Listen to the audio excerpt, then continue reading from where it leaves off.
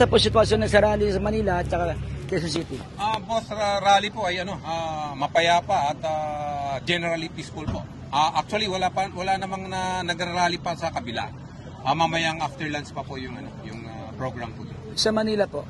Sa Manila, the same po, dito po nagsimula na po yung convergence ng tao. Ang program po ng Kapatiran sa Iglesia ni Cristo ay mamayang 4 PM pa po. Wala naman po kayo namamonitor ng mga threat.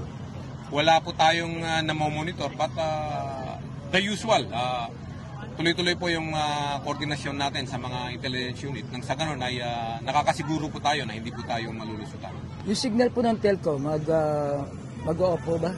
Nag-request po kami ng disruption ng signal ng telco. But just the same, the decision is not ours. Sana i-approve po nila. Nang sa ganun ay maiwasan po natin yung mga eventualities na posibleng mangyari with the signal around. Salamat po.